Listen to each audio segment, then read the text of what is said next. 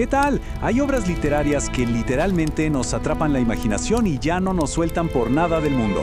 Bueno, hoy vamos a sumergirnos de lleno en el genio complejo y súper profundo de una de ellas. Hablamos de la absoluta obra maestra de Juan Rulfo, El Llano en Llamas. Es una colección alucinante que reúne 17 cuentos que, sin exagerar, redefinen la literatura. Es un verdadero honor guiar este recorrido por un mundo donde la pluma del autor pinta el trauma, la supervivencia y la humanidad en su forma más pura y cruda. Así que vamos a iniciar este análisis fascinante de estas páginas inmortales. Para entrar en materia, vamos a dividir este análisis en 5 grandes temas. Primero, la tierra y la sed. Segundo, la pobreza y la fragilidad. Tercero, la violencia y la injusticia. Pasaremos luego al cuarto, que es la culpa y la familia. Y cerraremos con el quinto, el fatalismo y la resignación. Vamos a darle. Empezamos con el primer punto, la tierra y la sed, adentrándonos en este entorno increíblemente hostil que es el motor de toda la narrativa. Fíjense en esta frase brutal del cuento, nos han dado la tierra. No este duro pellejo de vaca que se llama llano. Es súper visceral, ¿verdad? Rulfo logra anclarnos al instante en la agotadora realidad de los campesinos. O sea, llamar a la tierra un duro pellejo de vaca ilustra perfectamente una desolación total. Ahí no hay nada fértil, es pura dureza que literalmente lastima los pies y nos quiebra el espíritu.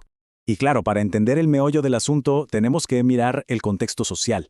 Hay un contraste enorme, gigantesco, entre lo que se prometió con la reforma agraria y lo que realmente pasó. Por un lado, teníamos la gran promesa de tierras súper fértiles con arbolitos cerquita del río, la maravilla. Pero la cruda realidad que recibe a los personajes es básicamente una costra de tierra seca, agrietada y dura, donde no cae ni una sola gota de agua. Es como un comal hirviendo donde ni los sopilotes quieren parar. Esto es pura y duramente el retrato de la injusticia social expresado a través de la geografía. Y ojo, porque esto va mucho más allá de no poder sembrar. Es que el aislamiento geográfico y este clima que te aplasta moldean una desesperación y un silencio que son absolutos. Pensemos en cómo el calor sofocante literalmente mata las ganas de hablar secando las palabras en la boca. O en Lubina, donde el viento cortante y el frío aíslan al pueblo por completo del resto del mundo. Básicamente, la naturaleza aquí es una fuerza implacable que anula cualquier voluntad humana de cambiar las cosas. El polvo y la sequía actúan como metáforas visuales superpotentes del trauma emocional de una población rural totalmente olvidada. Pasando del paisaje físico a las personas que lo habitan, llegamos a nuestro segundo tema: pobreza y fragilidad, o más bien el peso de la desesperación socioeconómica. Y esto es brillante. Veamos cómo Rulfo utiliza a los animales. En un mundo tan estéril, los animales se convierten en reflejos simbólicos profundos de la fragilidad humana. Tenemos a la vaca, la serpentina, que representa todo un futuro perdido, o la gallina colorada escondida bajo el abrigo en Nos han dado la tierra, que es la única compañía que le queda a un campesino. Luego está el becerro muerto, que detona una rabia ciega, y hasta las ranas y sapos en Macario, que son el alimento desesperado de un niño hambriento y marginado. No es un simple detalle económico perder un animal aquí, representa perder la poca esperanza vital que queda.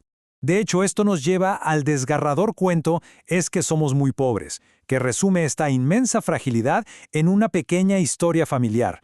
Imaginemos la escena. Un padre hace un esfuerzo sobrehumano para comprar esa vaca, la serpentina, para que su hija de 12 años tenga un pequeño capital y no caiga en la ruina moral como sus hermanas. Pero entonces, ¡pum!, llega una inundación brutal y se lleva la vaca. Es devastador. Nos muestra de golpe cómo un desastre ambiental dicta sin piedad la supervivencia de toda una familia. Ahora, adentrémonos en un territorio mucho más oscuro con nuestro tercer pilar: violencia e injusticia, donde los puros instintos de supervivencia toman el control. Y aquí surge una pregunta que inevitablemente nos hacemos al leer Diles que no me maten. ¿Qué lleva a un hombre a asesinar de manera brutal a su propio compadre por un simple pedazo de pasto? Es una locura, ¿no? Nos obliga a analizar muy de cerca la psicología de personajes que cometen actos extremos por pura y absoluta necesidad. Bueno, la respuesta está en la falta total de un sistema de justicia. El libro no nos pinta estos asesinatos como actos de maldad pura de película, sino de forma muy imparcial, como una consecuencia trágica e ineludible del abandono sistémico. O sea, en un mundo árido donde las instituciones simplemente no existen o fallan a lo grande, la violencia se convierte en la única ley. Los instintos de supervivencia toman el volante y pasan por encima de cualquier límite moral o lazo de amistad. Es la ausencia de justicia funcionando como el motor principal de la tragedia social. Vamos a ver cómo esto va escalando con la historia de Juvencionaba. Fíjense, Todo empieza en el año 0, cuando asesina a Don Lupe por el acceso al pasto. Luego, para el año 10, lo vemos escondido en los cerros, sobreviviendo a base de puras verdolagas. Pasan los años y en el año 34 pierde todo. Su esposa se va y vive aterrado. Finalmente, en el año 35, es capturado y ejecutado por el hijo de la víctima. Es una condena de más de 3 décadas por un instinto de supervivencia original que salió terriblemente mal. El miedo a la muerte lo paraliza tanto que le anula la vida misma. Es un ciclo de venganza del que literalmente no hay salida posible. O para poner las cosas en perspectiva, hablemos de 14 pesos, ¿sí? 14 pesitos. Esta cantidad casi ridícula de dinero es lo que encuentran en el bolsillo de Odilon después de que lo matan en la Cuesta de las Comadres. Es un detalle pequeñito, pero vaya que impacta. Subraya de forma escalofriante lo increíblemente barata que puede llegar a ser la vida humana cuando hay tanta desolación a nuestro alrededor. Profundizando aún más, llegamos a la sección 4, culpa y familia, enfocándonos en el tremendo trauma interno y psicológico. En el cuento El hombre, podemos ver paso a paso un viaje psicológico de lo más intenso. Primero, un acto de venganza completamente a ciegas, matando a las personas equivocadas en la oscuridad. Segundo, una huida agotadora por el río, donde la persona va destrozada física y moralmente. Y tercero, el peso ineludible. Lo más increíble aquí es el contraste. Afuera tenemos la inmensidad inabarcable del paisaje abierto, pero por dentro, el protagonista vive una culpa claustrofóbica que lo aplasta, sintiendo que los muertos que carga pesan 1000 veces más que los vivos. Hay una cita de Talpa que la verdad nos deja helados. Dice, porque la cosa es que a Tanilo Santos, entre Natalia y yo, lo matamos. Lo llevamos a Talpa para que se muriera. Esa franqueza brutal nos muestra exactamente cómo estos personajes arrastran el peso fatal de decisiones moralmente ambiguas y retorcidas. Imagínense llevar a un pariente enfermo a una peregrinación, no por fe, sino precisamente buscando acelerar su muerte. Es el extremo definitivo de la decadencia emocional. Si juntamos todas estas piezas literarias, notamos un patrón bastante oscuro en las dinámicas familiares. En Talpa, vemos a un hermano y una esposa empujando a un familiar a la muerte. En la madrugada, tenemos esta figura paterna oscura, llena de abuso físico y una culpa súper ambigua. Y en Macario, una madrina que ata a un huérfano marginado usando el puro terror religioso. O sea, la familia, que supuestamente es nuestro refugio seguro diseñado para sobrevivir, se corrompe por la aridez del entorno y se vuelve la raíz de los traumas más profundos. Todo esto nos empuja, lógicamente, al quinto y último concepto de nuestro recorrido: resignación y fatalismo. Literalmente, el alma seca. Entonces, el punto crucial aquí es entender el fatalismo.